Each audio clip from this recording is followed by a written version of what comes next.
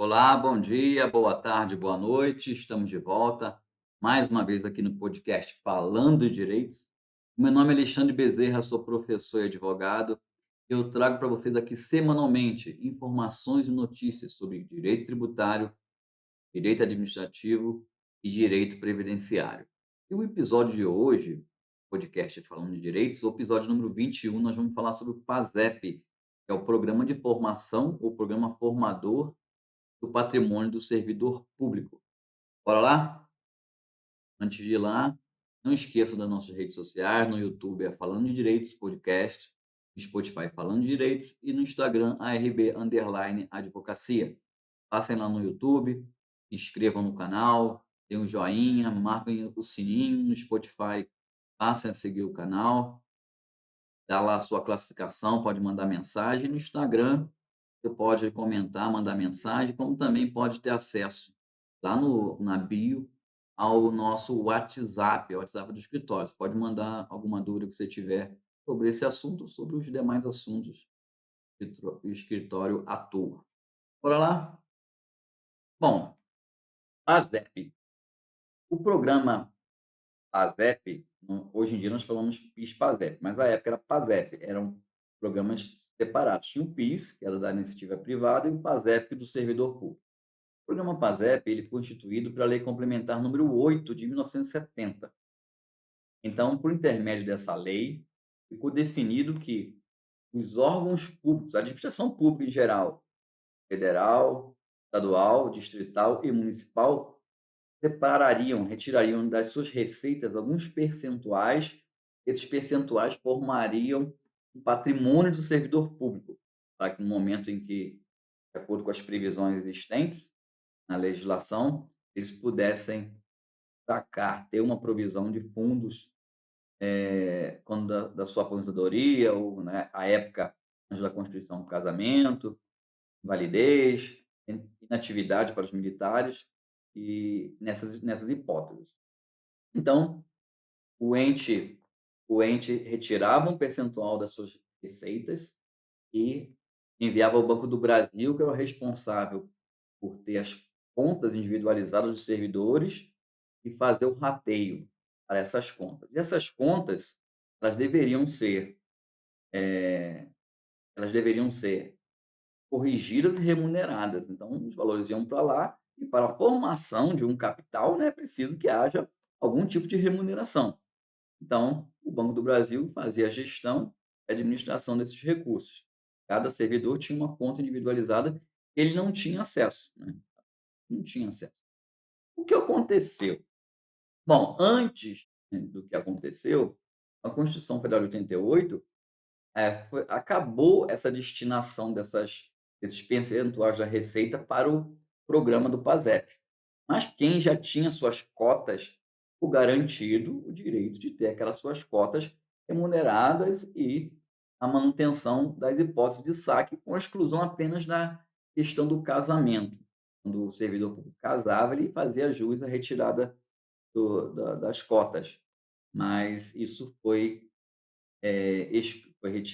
modificado com a Constituição Federal de 88.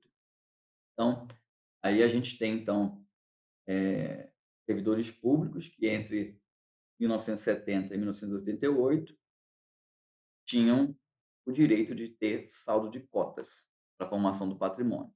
Tudo bem, isso não é problema nenhum. Ocorreram algumas modificações na legislação, a atribuição em 75 passou ao Conselho, Deliberativo, é vinculado ao Ministério da Fazenda, isso aí não há problema nenhum. Via de regra, não mudou substancialmente, o que reflete para o servidor daquela época. A grande questão é a seguinte: o servidor público, quando chegou ao momento da sua aposentadoria, ele se deparou com valores irrisórios depositados nas contas individualizadas. Ele recorreu ao Banco do Brasil, né, para querer saber o que se tratava, e o Banco do Brasil falou assim: "Olha, eu não sei, é o que tem aí".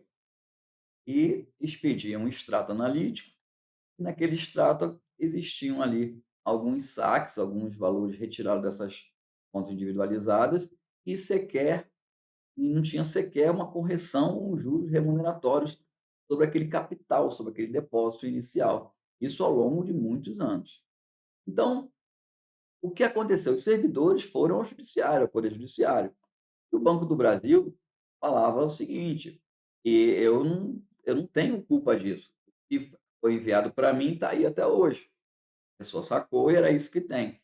Só que o Banco do Brasil, em nenhum momento, ele busca demonstrar para onde foram aqueles recursos saíram da conta e não foram sacados pelo servidor, e também não explica por que que não houve a remuneração, por que que não houve a correção daquelas contas, de acordo com a previsão do Conselho Deliberativo.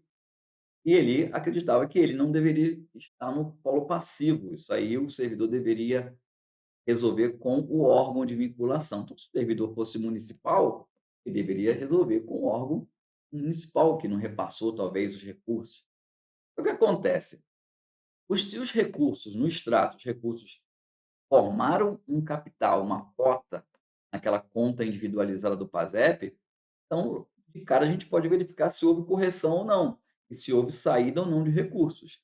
Se houve saída de recursos e não houve correção, o STJ entende que o polo passivo, quem deve indenizar materialmente o servidor público, é o Banco do Brasil, que era o responsável pelos recursos, fazia a administração.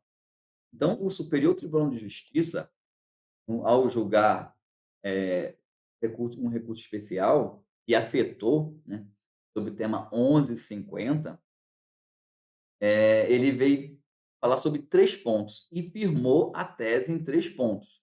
O julgamento é recente, de 13 de setembro de 2023, ainda não tem o acórdão do julgamento, mas já tem a certidão da tese firmada. E a tese foi firmada em 3 pontos. São suma importância, então prestem atenção. O primeiro ponto, o STJ entende que quando o servidor público, vai ao judiciário para impugnar saques fraudulentos na conta do PIS/PASEP dele, e também a falta de correção ou remuneração da conta, do saldo da conta da conta PASEP dele, o Banco do Brasil, ele deve estar no polo passivo. Banco do Brasil que deve prestar contas e, em caso de dano material, indenizar o servidor público. Foi o primeiro ponto. O segundo ponto, o Banco do Brasil ele sempre afirmava nas suas ações que o prazo para poder impugnar qualquer tipo de situação desse em relação à PASEP já estavam prescritos, porque a Constituição Federal de 88 ela, acabou com essa formação desse fundo para o servidor público e as correções, em caso de impugnação de alguma correção, deveria ser limitado aos últimos 5 anos. Era o que o Banco do Brasil alegava. Só que o STJ entendeu que não, a prescrição ela é decenal, 10 anos. Esse é o artigo 205 do Código Civil. A prescrição ali esse caso dos servidores que desejam rever a saques das cotas da conta individualizada, bem como as correções, deve obedecer o prazo prescricional de 10 anos. E ainda firmou um terceiro ponto nessa tese, qual o ponto inicial para a contagem da prescrição? O STJ disse que o ponto inicial é quando o servidor, de forma inequívoca, fica sabendo que houve saque fraudulento ou não houve correção da sua conta de PASEP. Então, a partir daquele momento, começa a correr o prazo de 10 anos para que ele possa impugnar toda a história dele no PASEP.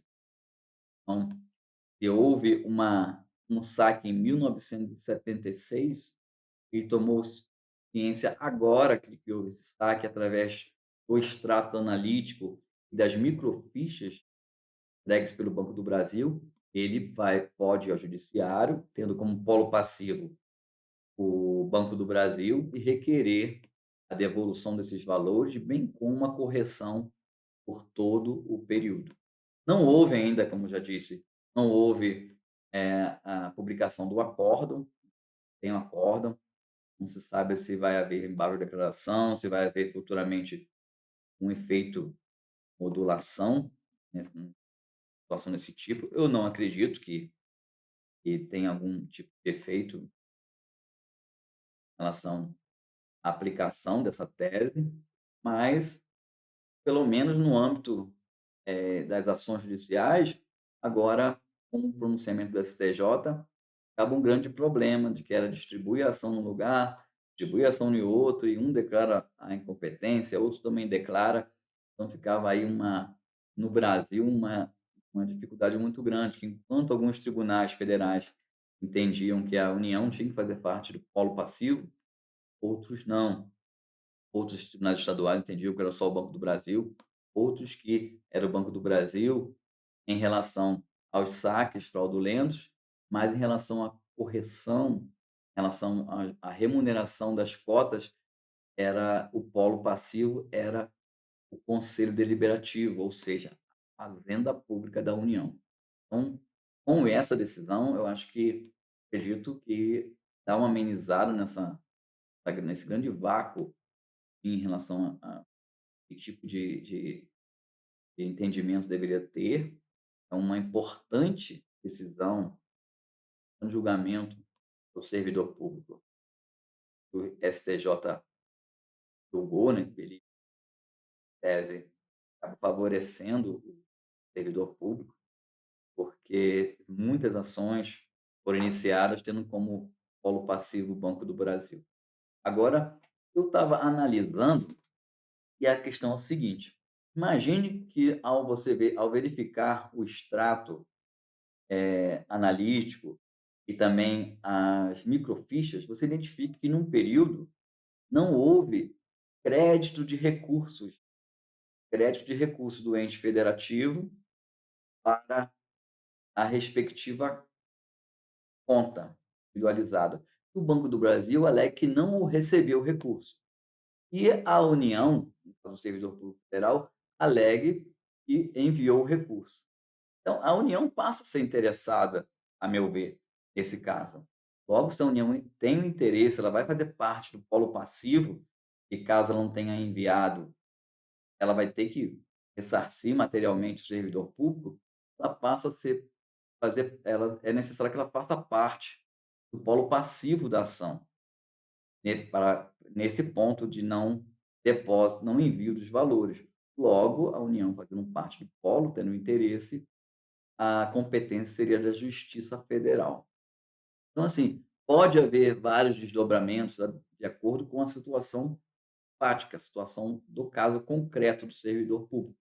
Mas, no geral, a decisão do STJ, o julgamento do STJ no tema 1150, para dar um norte excelente aí para o andamento das ações que já estavam e das ações que vão iniciar. Então, a minha orientação a todos os servidores é quem não solicitou o extrato analítico, as microfichas, e era servidor público lá da década do ano de 1970 até antes da Constituição, e até que continuou, né, mas que tenha iniciado no serviço público até antes da Constituição, e solicitem os extratos analíticos e as microfichas, caso o extrato analítico não tenha todo o seu período desde ingresso no serviço público.